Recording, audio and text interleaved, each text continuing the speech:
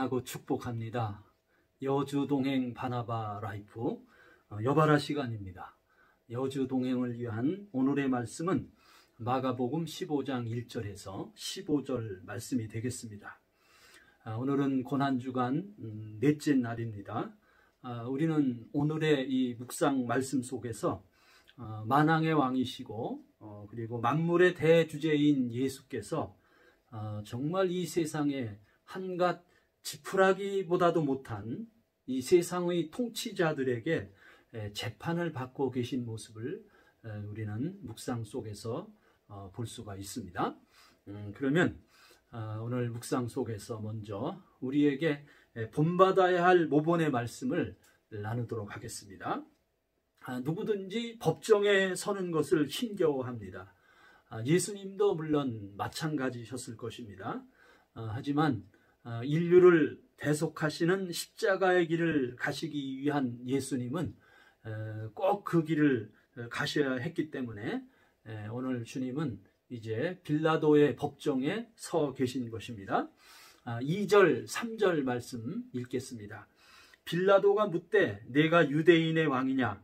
예수께서 대답하여 이르시되 내 말이 옳도다 하시매 대제사장들이 여러 가지로 고발하는지라. 법정에 서신 예수님의 재판관은 로마 총독 빌라도입니다. 빌라도라는 이름은 창을 든 사람이라는 뜻으로 당시에 전 세계를 정복한 로마 군대의 장군으로서는 아주 적격의 이름이라고 할 수가 있겠습니다. 하지만 빌라도 그는 공평하고 정의로운 재판관은 결코 아님을 우리는 묵상 속에서 지금 보고 있는 것입니다.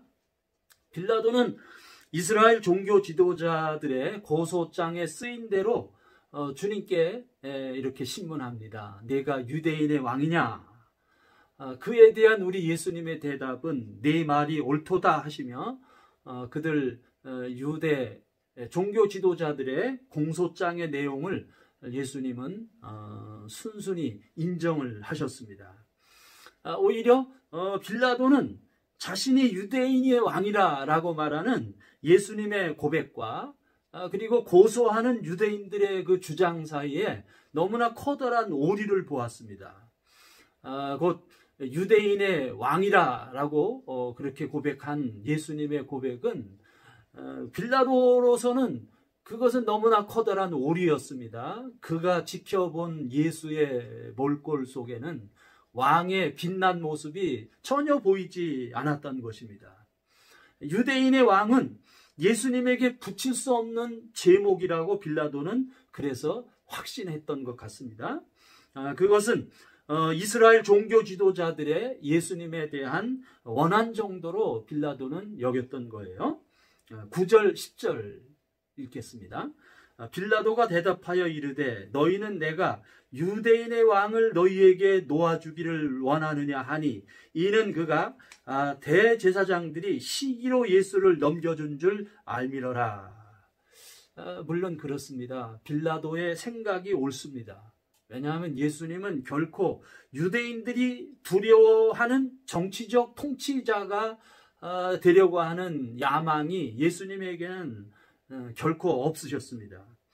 오히려 예수님은 영광스러운 하나님의 보좌를 버리고 낮고 천한 이 세상에 오신 분이십니다.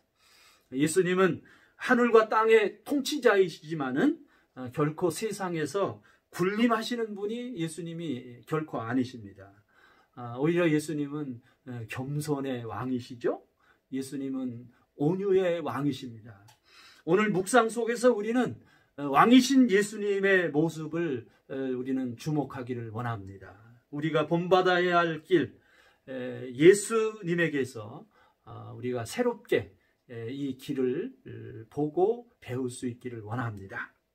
자, 다음에 또 순종해야 할 지시의 말씀을 함께 나누기를 원합니다. 진정한 왕이신 예수님은 이스라엘 종교 지도자들에게 여러 가지 제목으로 지금 고발을 당하고 계셔요. 4절과 5절 말씀입니다. 빌라도가 또 물어 이르되 아무 대답도 없느냐? 그들이 얼마나 많은 것으로 너를 고발하는가 보라 하되 예수께서 다시 아무 말씀도 대답하지 아니하시니 빌라도가 놀랍게 여기더라. 하지만 놀랍게도 주님은 유대 종교자들의 악의적인 고발에도 불구하고 지금 주님은 철저히 침묵하고 계십니다.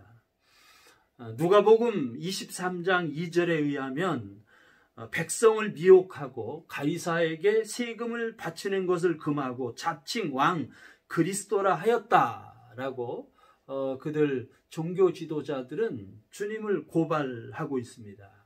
그러나 주님은 그것에 대하여 아무런 대답도 하지 않으시고 침묵하고 계십니다. 주님이 이처럼 침묵하신 것은 법정이 두려워서가 아닙니다. 주님이 언변이 없으셔서 침묵하신 것이 아닙니다. 그것은 그렇게 침묵하지 않고서는 십자가의 길을 갈 수가 없기 때문입니다. 그것은 십자가의 길이 지금 주님이 선택하신 길이고 주님이 가시는 길이기 때문인 것입니다.